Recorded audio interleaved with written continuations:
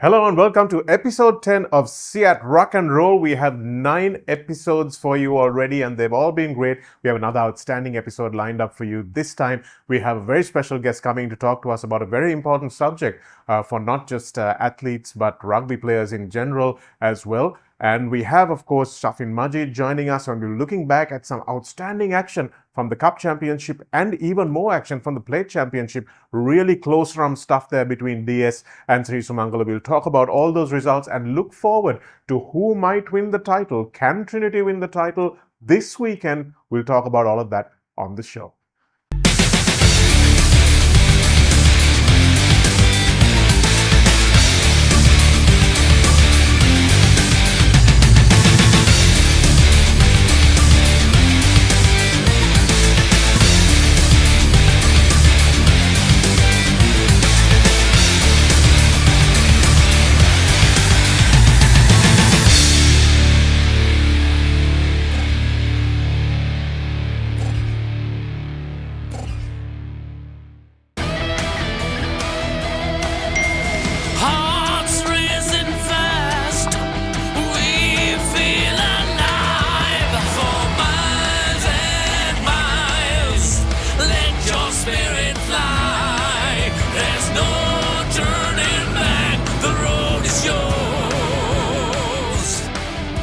German-engineered tyres for Sri Lankan roads. CEAT car radials. The road is yours. CEAT car radials. The road is yours.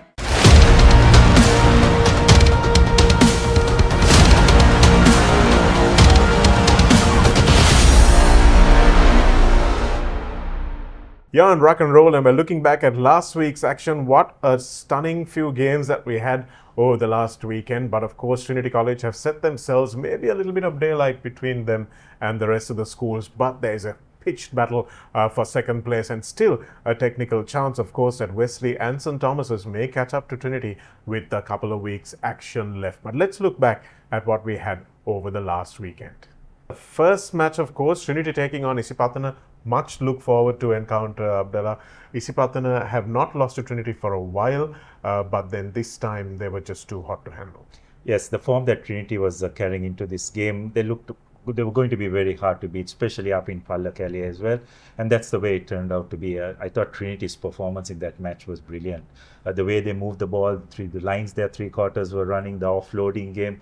I mean, they just look an absolute champion side. And you don't find Isipatana being beaten so comfortably in a game of rugby. But on that particular day, Trinity was just too good. Yeah, it was one of the higher scores that Isipatana had conceded, actually. But I tend to disagree, Abdullah. I think that they played much better against St. Thomas's away from home. I think they might have been a little bit more in tune and they might have just had a little bit more hunger in that game because they were playing away from home. And maybe they relaxed a little bit when they came home. But I think at the point that the game changed was when Zumri got sent off because it was 17-10 at that point and Isipatana were they had scored 2 tries just coming back into that game, really changed things around. Yes, and when you're playing against like Trinity, it's hard enough to play against 15 players, isn't it? But when you are down to 14, it just makes the task much more difficult. But the good part about this, you talk in comparison with their performance against St. Thomas's, I thought here it was a more complete 70-minute performance compared to the game in Mount Lavinia, where they were absolutely brilliant in that first half. Yeah. But here, I think they realized that they have to be good over the entire period of the game, and that's exactly what they did. Yes, they had an advantage when I think Isipatana lost their key player in the 45th minute or so. But yet, I thought they kept that intensity going for the entire 70 minutes, which was really good from Trinity's point of view. Well, 2 big wins over fancied cup opponents in 2 weeks for Trinity, which means that they are outright favourites, of course, for this title, and the rest of us are playing catch-up. St. Thomas is taking on St. Peter's, 28 points to 26, an absolute nail-biter at Mount Lavinia. St. Thomas is leading comfortably at one stage, 28 points to 19, just like they were against Kingswood in the first match of the season, Abdullah, but just conceding points in the last few minutes of the game, even after St. Peter's had got a red card. So it's something that St. Thomas's need to really take on board and realize that they have to play 70 minutes. Yeah, absolutely. And the other thing is, I thought when we watched the previous matches, especially in that first round, isn't it? We were talking about how St. Thomas's tends to leak tries. So that habit just tends to come back into them at crucial moments. It almost cost them here, but fortunately it didn't. I think St. Peter's missed a crucial conversion as well. That was a charge down. Charge down, exactly. So it could have very well ended up with a draw. But St. Thomas's, nonetheless, just a 2-point win, but they got the bonus point and a win as well. So they're still in with a chance, an outside chance, but still in with a chance. Very much a mathematical chance of winning the league title. Zaidan Akbar charging down that kick and proving that you can't go to sleep at any point in the game. You just have to remain switched on.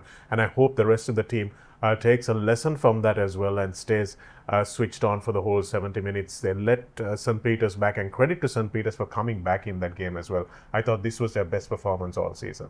Yeah, definitely. I think they will be pretty disappointed as league champions or defending champions, rather, that they are unable to yet be in contention. Seem to be out of it after the first week of the second round itself. But now they're pretty much playing for pride, isn't it? And I think they will be disappointed with the result. But as you said, Shanaka, I think this was by far their best performance of the season.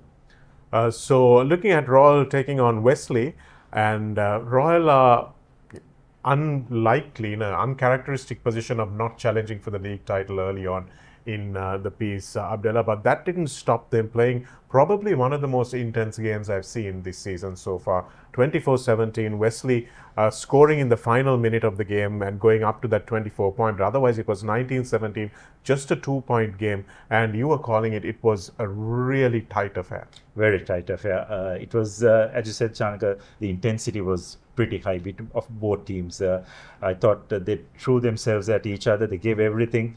Again, Royals' discipline, crucial moments. They just got a couple of yellow cards, which put themselves under a lot of pressure at crucial moments. And that, I felt, was the reason why they just couldn't come out on the winning side. But again, full credit to Wesley. They were under the pump. A lot of people didn't give Royal much of a hope, but Royal definitely turned up. And the fact that Wesley yet managed to hold their nerve and pull this game out. And it was interesting that they were leading 19-17. Referee had said this is the last move. They had the option of kicking out, but they already had one eye on the league title. So I think the instruction came for them to go for the try. And they took a chance. They took the tap and they managed to go over. And that just gave them a much bigger cushion. And more importantly, they got the bonus point as well. Yes, they gave them the bonus point, which means that St. Thomas's and Wesley still have a chance, if Trinity lose, of winning that league title. And I see the only people who probably can beat Trinity at this point in time is maybe Wesley, and that's the game that we have coming up this week. We'll talk about that a little bit later. But again, for Royal, probably their best performance of the season. Yes, you could say so. I thought there was a lot of improvement in the game against St. Peter's. Even here, there was a notch higher. So if they can just settle in and get their combinations right, probably they'll be able to get a couple of good wins, because they've got 2 trophy matches coming up next. So it'll be interesting to see how they progress from here. And when you talk about combinations, Abdullah, the midfield is looking like it's a bit of a problem. Their back three is very good, and it's attacking really well, counter-attack really good. 3 big, strong players in that back three. But outside of Idris Farooq, things are looking a little less solid. Yes, not so much offensively as defensively, because I think Wesley, the outside centre Fawaz, made some real breaks, which really caused Royal all sorts of problems and put Royal defence under a lot of pressure. So that 12-13 channel, you just have to make sure that your defensive lines is absolutely accurate. And that comes by playing together with each other, isn't it? So the sooner Royal are able to just settle in with that combination, I think it'll help their cause much more. So some outstanding games in the Cup Championship, and we saw some really close ones as well. Real entertainment for you over the weekend. Let's move now to the Plate Championship. We had St. Joseph's taking on Zahira, and a late charge from St. Joseph's. Abdullah, it's looking like almost not the team that played in the first round. They are winning comfortably against some good opposition. Yeah, absolutely. And it's really pleasing to see the way the Josephians are playing. I think they have now realized where their strengths lie. They've got some good big forwards who can carry the ball, get over the gain line consistently. And once you identify your strengths and you start playing to that, there's a greater chance that you will succeed. And I think in St. Joseph's case, that's exactly what has happened. Yes, and Zaira will be disappointed. I think they would have been trying to win this game. I think they probably had what it took to win this game, but they'll be disappointed it wasn't closer as well. So St. Joseph's looking like they're in control of this plate segment at the moment. Let's have a look at another really close game, 26-19, 25-19, I think was how it finished. DS Senanayaka versus Sri Sumangala again. A very close affair, and some outstanding tries scored by Sri Sumangala as well, even though they were on the losing side. Yes, I mean, there is some fantastic runners. And the thing is the sense of fearlessness with which they play. They're not afraid to run from their own half. They are constantly asking questions of the defensive teams. It's just that sometimes the lack of physicality is the thing that just tends to let them down. But full marks for their effort. DS Senanayaka, yes, it was a close game, but at the end of the day, they got the win. They got the bonus point, and along with St. Joseph's, they seem to be yet in contention for that plate title. So they will be pretty satisfied. Yes, they will be satisfied. Sri Sumangala, unfortunately, are not able to carry on their run of 2 wins that they had in the first round, but they will be looking to really test when it comes into next season. And next match we have coming up for you, Kingswood taking on Ananda, and Kingswood winning this one. A surprising win for Kingswood. I thought that Ananda might just have the edge with their set of forwards, but Kingswood have been improving game by game. Yes, they have. And it was a game that could have gone either way. It was a really close encounter. But again, Kingswood probably just having that all-round skill and all-round talent. Ananda relying once again heavily on their forwards as well as their fullback. I think it's Chamudita. I think they rely a lot on him to create something out wide. But he doesn't have much support beyond that. So Kingswood, just the fact that they had a bit more of an all-round game resulted in this 22-16 win for them. Yes, and it's good to see Kingswood back on track. Always a team that we enjoyed watching over the past few years, and it was a shame to see that dip in form over maybe the last 5 years or so, but great to see them back. And let's have a look at other results. St. Anthony is taking on Vidyartha, and a high-scoring affair, 79 points scored in this match, and it was not a game that the defensive purists would love very much, but St. Anthony's will be very happy with this win. Yes, very happy. And again, just like St. Joseph's, you feel that St. Anthony's a bit of late bloomers, isn't it? Because this really seemed to struggle in that first round. Yeah. But come the third round, rather the second round, they have now managed to get 2 victories, plus carrying points on from that first round as well. So with regard to the bowl, they seem to be firm favourites as of now. And of course, Vidyartha, their fate seems to be sealed at this moment. So they are definitely staring down the barrel in terms of going down to The B B division. Yep. So that's a shame for Vidyartha, who started off so well with a draw against St. Joseph's as well, but somehow they have just fallen off the cliff as the season continued. Let's look at other matches from the bowl. Thurston taking on Dharmaraja, and a big win for Thurston as well. They're managing to score 37 points. That's not a bad start for them in their A division campaign. Yes, I think they'll be pretty happy with this win, especially the fact that they had to go up to Kandy and get it. But I don't think you would call this a surprise, because the way Thurston were progressing, it was, I think would probably call this a formality really, because Dharmaraja yet to get a single win this season. Another team along with Vidyartha, who in all probability will be going down to B division next year. So good win for Thurston. Dharmaraja, it's been a tough season for them so far. Yes, it really has. So we have one more result coming up for you, and that one is Science taking on Mahanama, and our first draw of the season, second draw of the season, Abdullah, and I expected this one to go the way of Mahanama just because they have a little bit more depth all round across the park. But Dilruwan Pereira's Science team coming to the party and making sure that they got at least some points out of this game. Yes, well, when you just look at the scoreline, 31 all draw, you'd expect this to have been a real thriller. And just having a look at the game, it definitely was a thriller. Mahanama just at the end scoring a try and saving their blushes.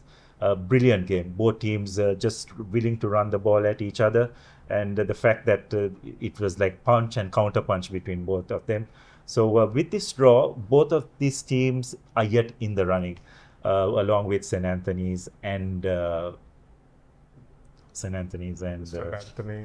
I think it's just St. Anthony's in the it's bowl, just St. actually. Anthony's, yeah. So it's just St. Anthony's and Thurston. Oh. So it'll be a 4-cornered race thus far, but I think along with that, Isipatana Trinity game, obviously much more at stake. I think in terms of entertainment, this was another game that ranked right up there. Yeah, it really was a fantastic game, and it's good to see, Abdullah, none of these teams are dying wondering, are they? All of them are running, they're all taking risks, and I don't think you can accuse any of the teams this season, whether it's the cup plate or bowl, of playing boring rugby. Yes, and that's the way it should be. All teams are willing to run. When they get into the correct positions, they do employ the driving maul as you should. But other than that, even when they're outside the 22, they're not hesitant in terms of running in the ball. Some good skills are being shown, wonderful footwork, wonderful offloading skills. So overall, I think it's just a brilliant advertisement for Sri Lankan rugby. Certainly is. Well, that's a recap of last week. Well, let's have a look later on what we can expect in the upcoming week. CEAT Car Radials. The road is yours.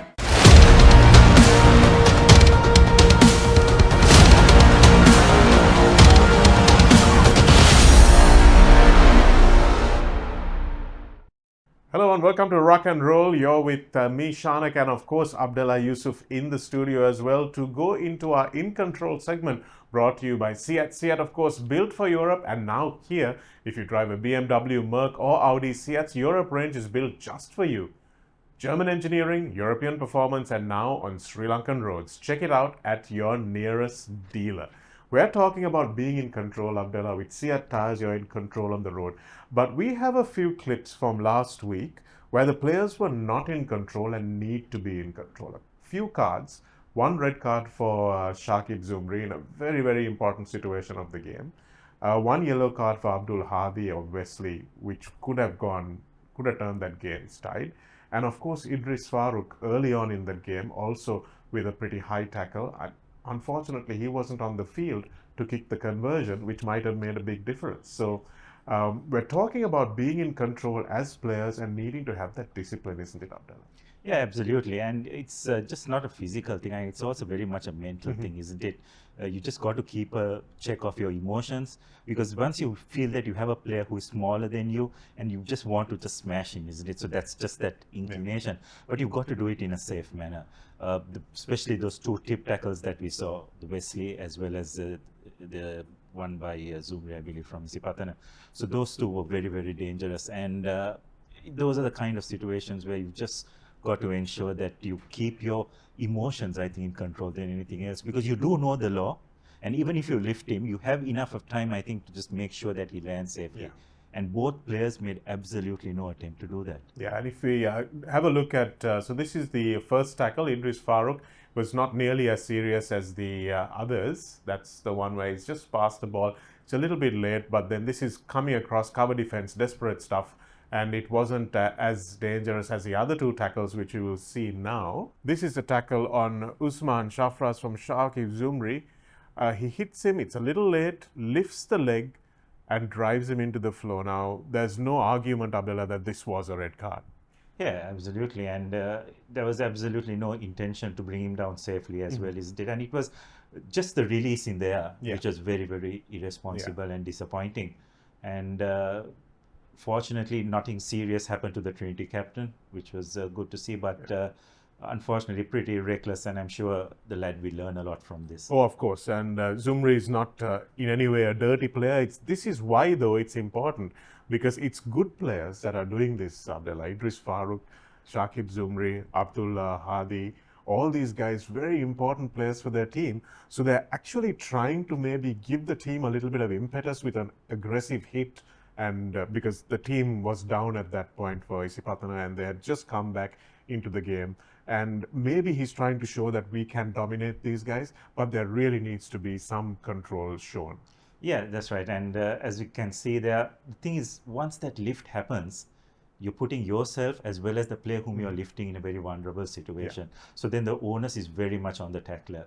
And as we'll see probably in that Wesley tackle by Hadi as well, there was no attempt to bring the player down safely. I think that's the important thing, because when a player is running at you in full throttle, the tendency is always you want to lift him. Yeah. But the important thing here, as we have a look at this Wesley tackle as well, can see him lifting beyond the horizontal. The difference here probably that saved Hadi from getting a red card was one thing, the fact that I think it was Pereira who fell on his shoulder and not on the head. So that's what the first thing that helped him evade getting a red card. But also here, the difference was that Hadi went down with him. He did not just release him like what happened in the previous tackle. So that was the thing that probably saved Wesley from losing a player permanently in the game. And also which probably resulted in the fact that Dinook did not land on his head. So that was probably the two main differences, but both equally dangerous. Yes, very dangerous in fact, guys. So if you're players out there and if you feel the urge to suddenly just dominate someone in a tackle just because you can, don't forget, use your leg drive if you want to lift a player and go backwards and bring them down safely. Come down with them. Don't just release them up in the air. So that's why it's important to be in control. CEAT Car Radials. The road is yours. Welcome to the Singha Seats Guest Spotlight on Ruck N Roll. We have a very special guest with us today talking about a really important subject for all rugby players and indeed all athletes out there. We have Chamila Wickramasinghe, a nutritionist, joining us on Singha Seats Guest Spotlight.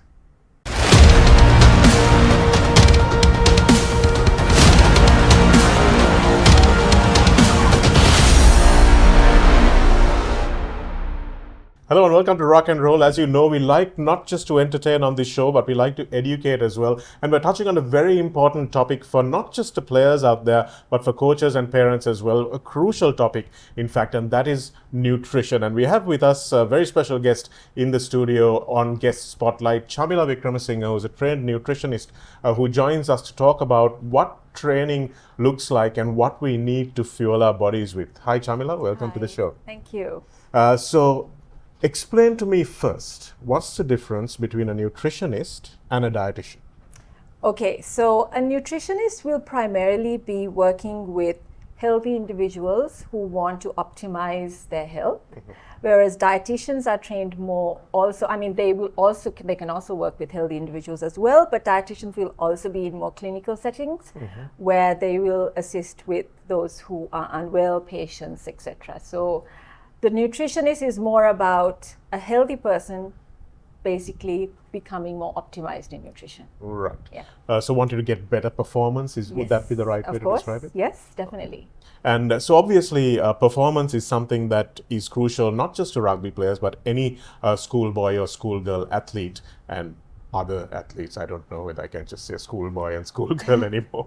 But if you are a growing child, who is the primary person responsible for your nutrition all the way through school? I mean, obviously it's a parent. It goes down to parents. Now, I've got 3 kids myself and they're all going to school, all doing sports. And quite honestly, if you leave them to their own devices, they're not going to take what is required. And they will not be able to match what they need to what they need to achieve.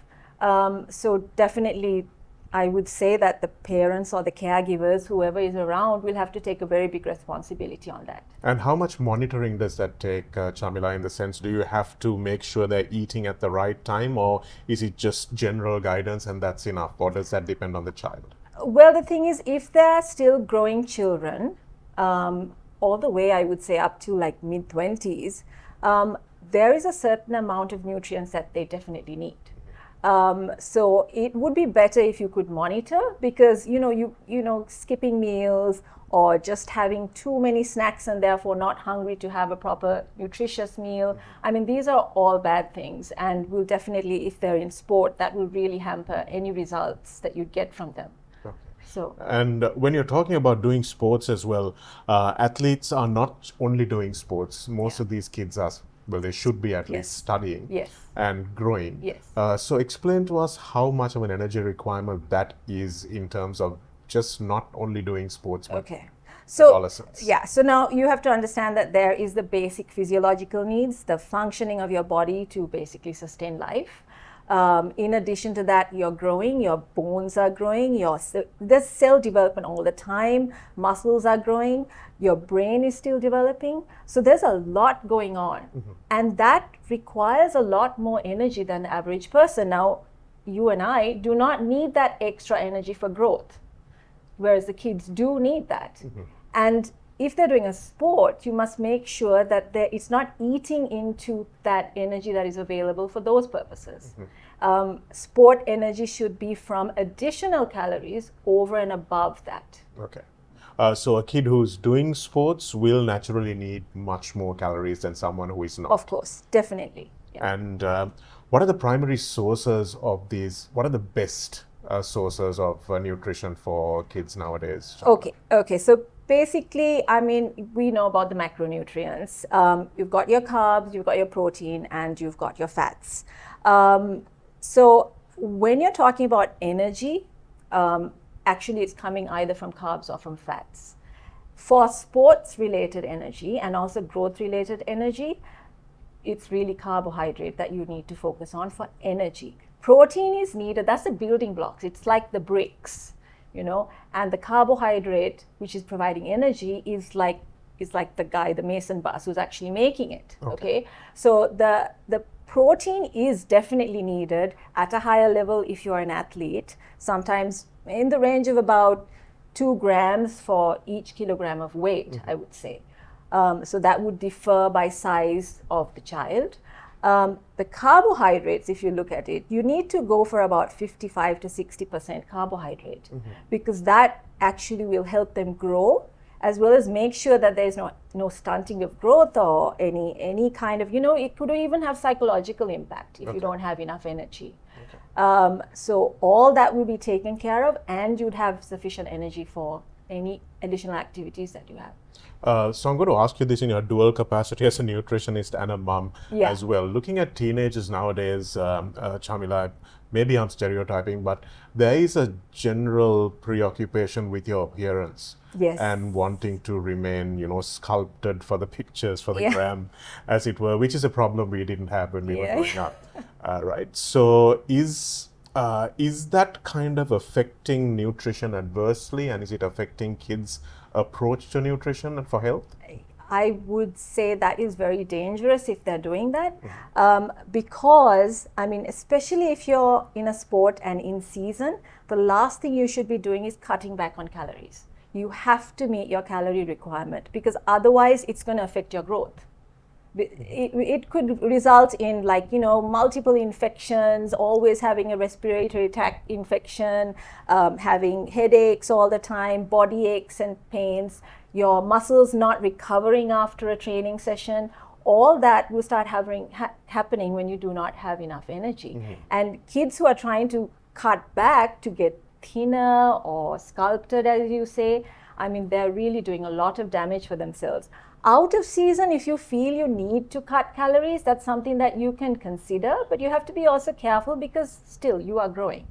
So you must be conscious of it. Make sure you're getting good calories, eating good nutritious food without just getting your calories from junk food, for example. So there are ways you can manage it, but definitely not in season.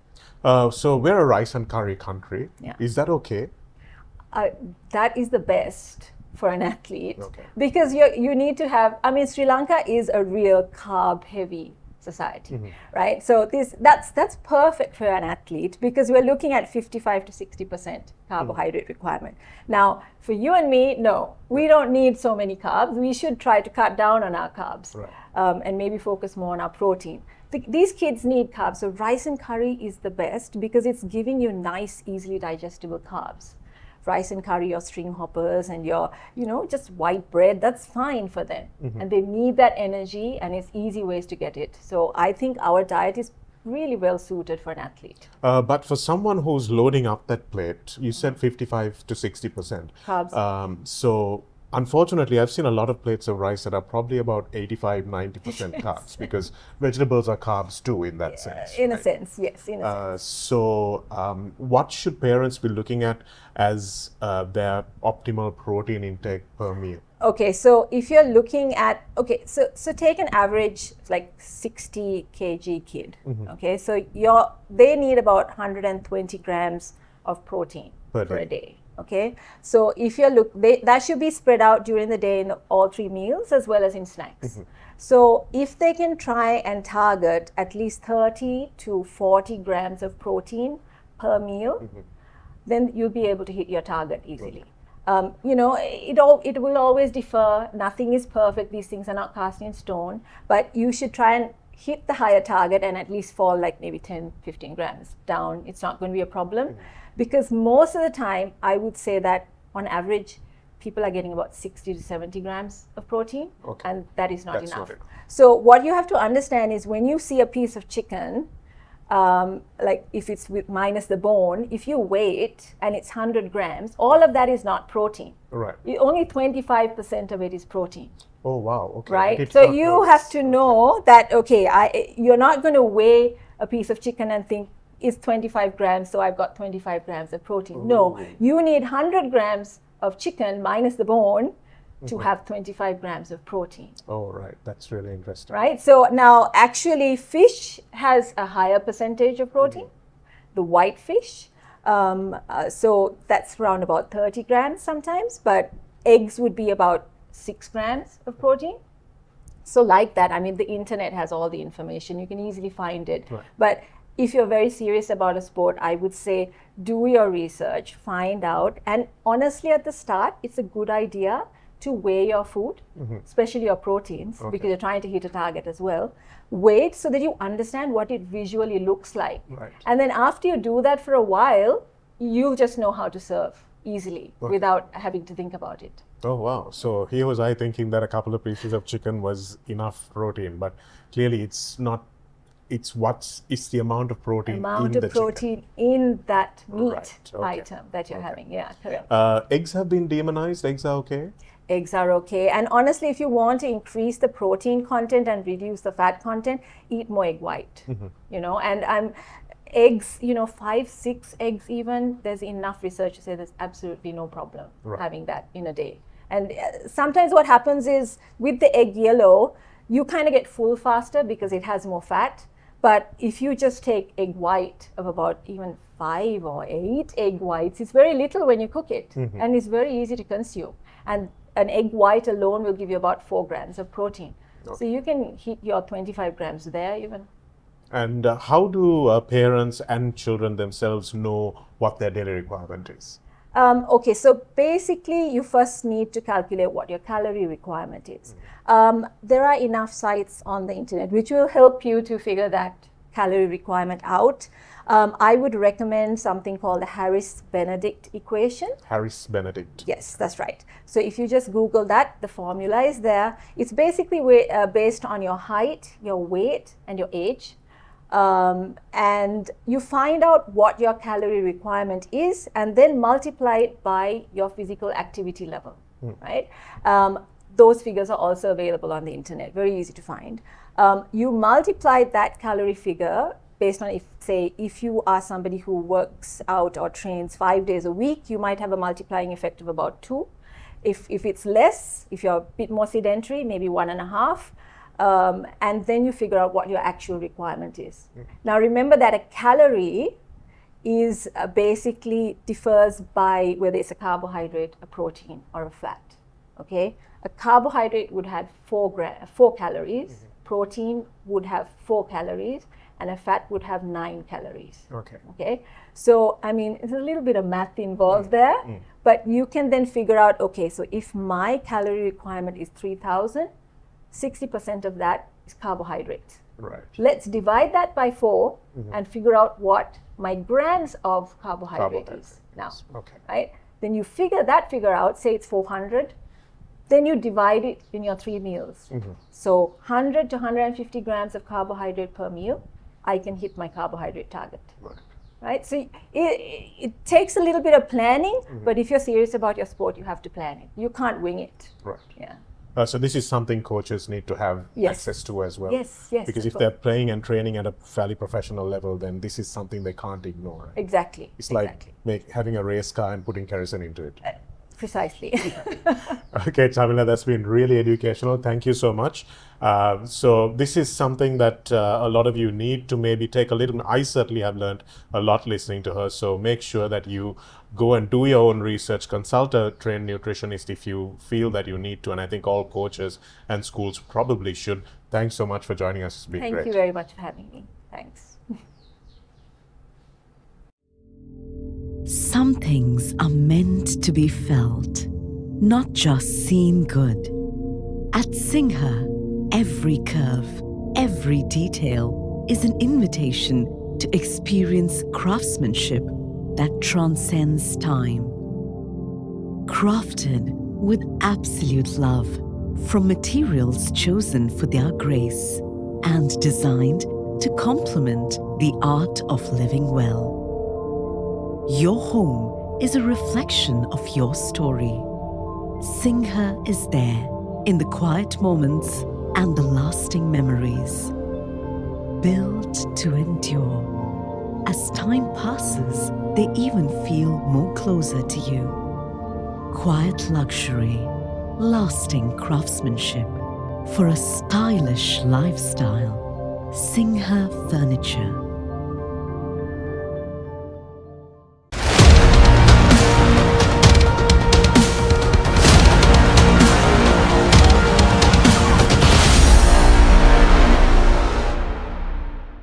Hello, you're on CEAT Ruck N Roll, and we are on the recovery room. We are in the recovery room, rather, and we have Shafin Majid, our regular physiotherapist, who joins us. He's, of course, a physio for plenty of schools and clubs, and, of course, a Sri Lanka physio as well. And he's going to tell us about the important aspect of rehab. Now, this is something that every rugby player knows about, Majid, and something that every rugby player kind of hates as well, because it just becomes a part of life. But how important is rehab from an injury? So, I would say in a context of sport, numerous physios before me and in other countries as well used to get athletes better on the bed, but better in the sense just pain relief, right? Whereas rehab, on the other hand, is trying to get the athlete better on the field. Right, so getting stronger in those movements, getting stronger in weak points is what rehab is all about.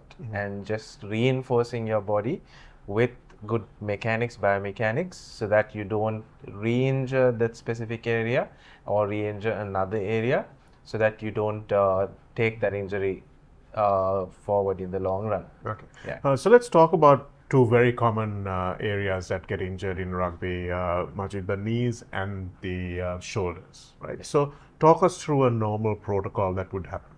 So usually on day one of an injury, let's, for example, take a knee injury.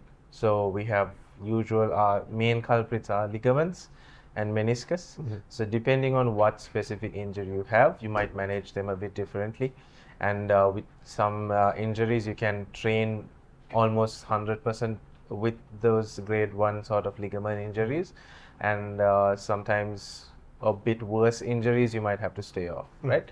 So rehab, just because you have an MCL injury doesn't mean you're going to rehab it in the same way if you're having an MCL grade 1 or MCL grade 2, right? So with rehab, our whole point of doing it is to try to increase your tissue tolerance. Right, so as soon as a tissue tears, we want it to join back together, right? By keeping it fully at rest and not doing anything, it's always going to join back together. Okay.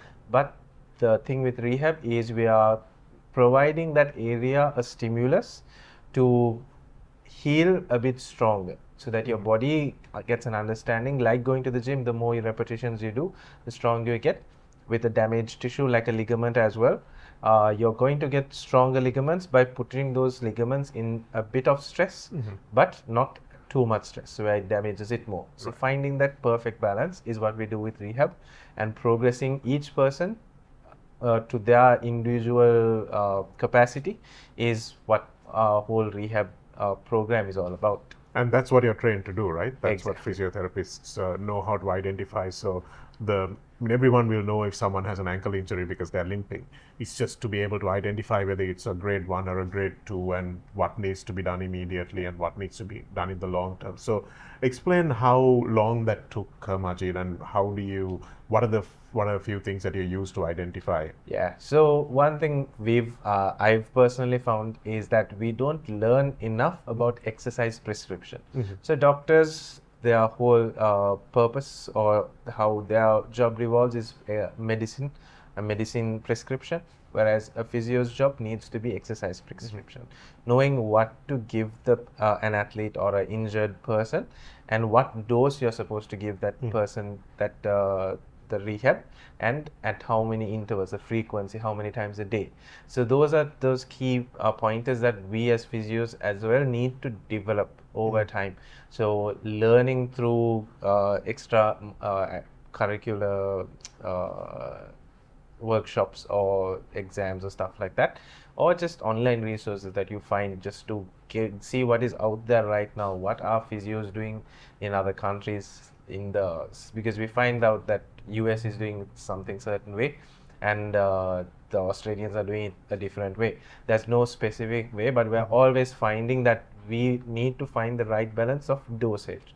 Right? So understanding a player also gives a big benefit. So if a physio is with a team for a longer period and they've been working with those athletes for a longer period, we can increase the accuracy or the efficiency of our rehab whole program. Okay. And tell us a bit more about in-season rehab and off-season rehab, Majid. What are the differences? How would you approach it, and how should the players approach it? So in-season rehab is a very hard thing to do. Also, we try to do too much most of the time. So like if one of our key players are injured, we tend to try to do absolutely everything we can to them in terms of rehab as well as injury management, treatment, recovery. But then something we overlook is again giving too much palliative care. So meaning like if we try to do too much rehab, that is also going to be detrimental, because he is in season, his work rate is at a high level, his body's capacity to recover also is going to be a bit low. So we need to make sure we call it the keep it simple principle. So we try not to overdo something, like especially us as physios try not to overdo what we are supposed to do, and let your body do its healing process.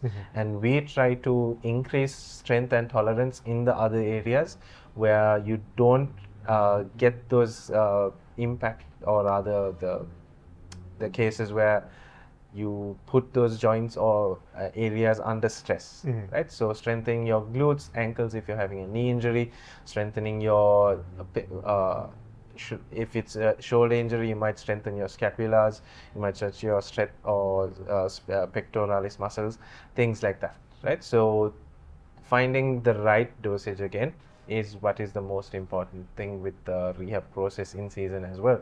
Whereas off season, we do a lot. So off season is where we can take our bodies and put some volume into them. So because we can manage as physios, and if an athlete is injured, a coach or the management or the coaching staff is going to be flexible with keeping that player out of the training player schedule, out of the matches. So then that's where we can increase our volume on our end and the player's end, so that we are targeting that specific area with the maximum amount of exercise or treatment that we can to not aggravate it, but just to give that dosage where your body is going to increase its tolerance. And is there any tension in the off season? Because coaches want their players as well. You want your players to become stronger, you want them to become faster, and you may want them to put on a bit more weight, some guys to lose weight, and that all happens in the off season. So if you're dealing with a rehab situation, how have those relationships and those situations turned out for you? Yeah. So in a practical sense, Shanaka, is like, if it's a good player, the coaches are more willing to keep those players out. And if the player is not as skilled or has a lot of learning or increasing skill to do, then that player is, by the coaching staff, have given a decision, okay, you're going to prioritize the skills part of training, and then rehab is going to go along with it. Whereas if it's, like I said, a good player who doesn't have to increase that skill, take that next step in their skill level, then their priority is getting their injury back 100%. So it's a bit of a balancing act, exactly, where the coaches also are more willing to they understand, okay, if a player is at 100%, you're going to get 100% player out of it, right? Whereas if a player is at 40%, you're not going to get even that when he's on field. So for the players out there watching, is rehab something that can be avoided, Majid? Players love to avoid rehab. That is a part of being an athlete sometimes. Even me, when I was in school and had an ankle twist or something like that, I would find the easiest part. That's human nature, is finding the easiest part to go on. But rehab is not hard, but it's just monotonous. So it's just a matter of repetition. So you actually see players who are well disciplined recover from injuries a lot faster because of that, keeping their focus on doing that specific thing at a very consistent, repetitive level. Yeah. So I think that's also a very good point. Yeah. So there you go. Rehab, something that we can't avoid, something that we hate, but just like brushing our teeth, it's something that we have to do if we want to stay healthy as rugby players. Majid, thanks a lot once again for joining us. It's a game. It's been great. Cool. Hearts racing fast, we feel alive. For miles and miles, let your spirit fly. There's no turning back, the road is yours. German-engineered tyres for Sri Lankan roads. CEAT car radials. The road is yours. Some things are meant to be felt, not just seen good. At Singha, every curve, every detail is an invitation to experience craftsmanship that transcends time. Crafted with absolute love from materials chosen for their grace and designed to complement the art of living well. Your home is a reflection of your story. Singha is there in the quiet moments and the lasting memories. Built to endure. As time passes, they even feel more closer to you. Quiet luxury, lasting craftsmanship for a stylish lifestyle. Singha Furniture. CEAT car radials. The road is yours. Here on CEAT Ruck N Roll, let's have a look at next week's action on a lot of mouth-watering clashes coming up. In the Cup segment, we have Trinity taking on Wesley, and this can be described in no other way, Abdullah, as but the title decider. 100%. And Trinity will definitely want to seal it up in Pallakele. I don't think they'll want to wait another week. Waiting for this moment for a long time, as most Trinity. How long, guys? How long, Trinity? Since 1987. Yeah. So so it's going to be an interesting game. Wesley definitely will have other ideas. I'm sure at the start of this second round, they would have had high hopes as well, but unfortunately that loss to Isipatana has dented their chances to a great extent, but they still have a outside chance. As far as they're concerned, I think they just need to focus on getting the win up there and then letting future events just take its course. Yes, they really need to focus on the win. But of course, as Abdullah said, Trinity will be overwhelming favourites in their home ground in the kind of form that they have been showing this season. Just have to wait and see whether the pressure might be a little bit too much. Wesley have absolutely nothing to lose. They need to go out there and play the kind of rugby that they've been playing all season, the kind of rugby that took them through that really tough game against Royal as well. Then, of course, Abdullah, St. Thomas's taking on Royal for the Michael Gunaratne Trophy. This could be a match that completely saves Royal season if they manage to win this. They haven't been too good up to this point, but if they win the Royal Thomian, then even the Bradby looks like it might be within reach if they manage to win this one. Yes, it's a confidence thing, isn't it, Shanaka? They've got to get a few wins under their belt before they move further into the season, with the Bradby coming up as well. But again, they're going to be up against a very good Thomian team who also will also have aspirations of getting the Michael Gunaratne Trophy back, as well have one eye on the league as well. They're not completely out of it. So they'll definitely look at getting a good win. Royal, they have shown a bit of progress over the last two games, although last week the result didn't quite go their way. So yeah, I think it's going to be a really close game. St. Thomas's obviously playing up in Mount Lavinia, given the form that they've shown throughout the season, go in as favourites, but I think it's going to be a crack of a game.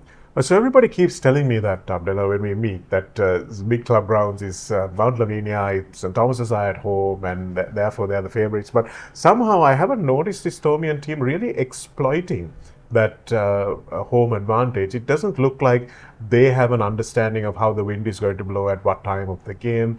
They're throwing things crooked. They're allowing the wind to dictate things. They're not using the wind when they have it with them, and they're not really exploiting those home ground advantage. And one thing I think I was telling Laksisi the last time we were calling a game there, it doesn't have the same kind of fear factor that perhaps Pallakele and the Royal Complex have. Well, having played at that grounds, I for a fact know that unless you're used to the conditions from a visitor's point of view, it's not easy to come in. You're probably just going on that one half performance against Trinity, and maybe that's the frustration that's coming out.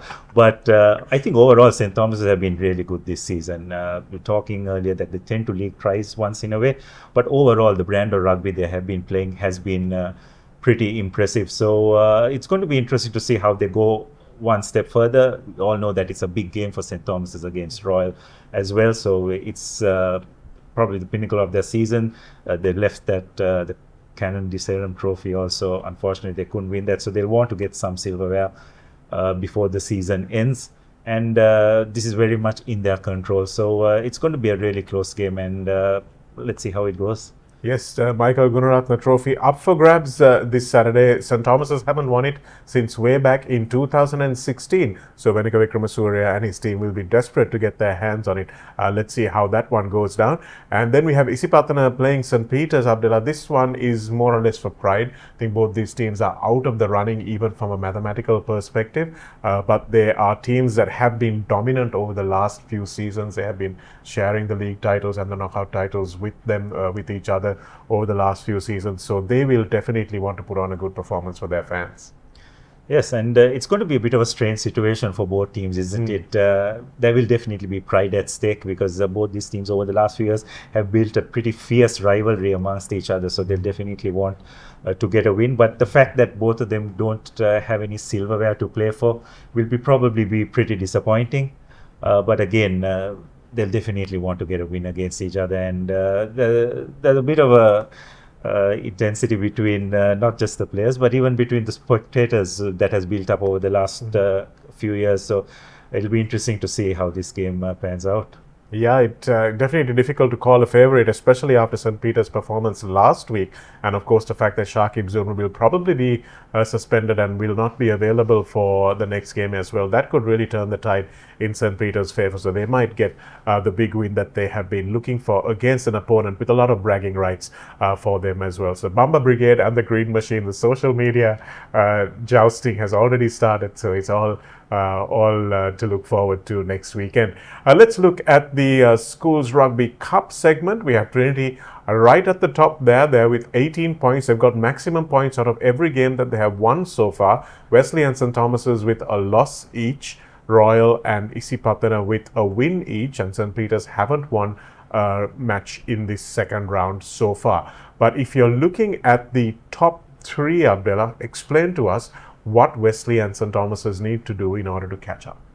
Yes, I think what Wesley and St. Thomas need to do, they need to get a win and a bonus point as well, and then just hope that Trinity lose their next two games for them to be in contention. So from this point of view, the cup is for Trinity to lose, and their destiny is very much in their own hands, while St. Thomas's and Wesley will need to win their games and hope that other results go their way as well.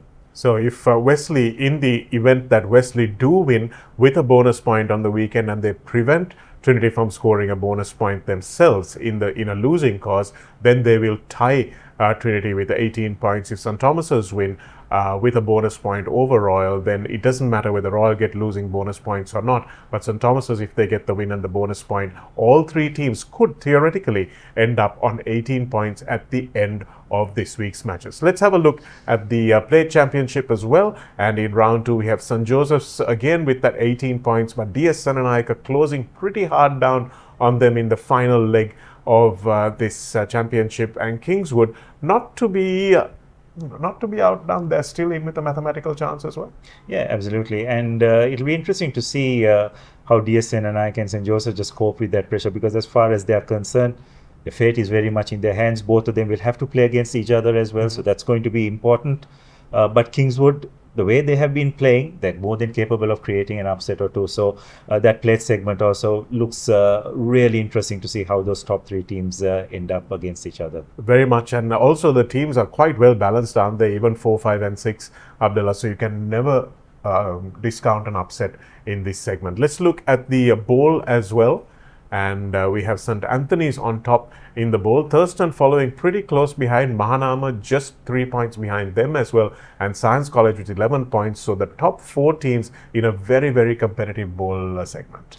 Yes, and it's also the fact that I think those 4 teams will probably feel a bit more relaxed. The fact that the relegation is now out of the equation as far as they are concerned. Unfortunately, Vidyartha and Dharmaraja seem destined to go down to B division. So those 2 teams can play with a little bit more freedom and also just look to try and get a bit of silverware to end their seasons on a positive note. But that bowl segment also looks really interesting as we are halfway through this segment. Well, lots to play for, not just in the cup, but in the plate and the bowl for all the teams. And we've got mouth-watering action coming up. All the players will be fully primed for what could be title-deciding weekends in this penultimate round. CEAT Car Radials. The road is yours. Some things are meant to be felt, not just seen good. At Singha, every curve, every detail is an invitation to experience craftsmanship that transcends time.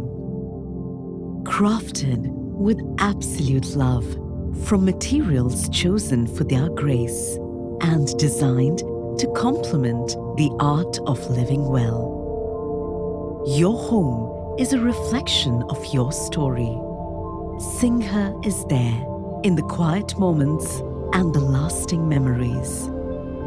Built to endure. As time passes, they even feel more closer to you. Quiet luxury, lasting craftsmanship for a stylish lifestyle. Singha Furniture. Hearts racing fast, we feel alive for miles and miles.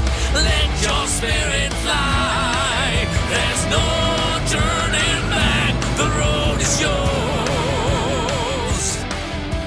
German-engineered tyres for Sri Lankan roads. CEAT Car Radials.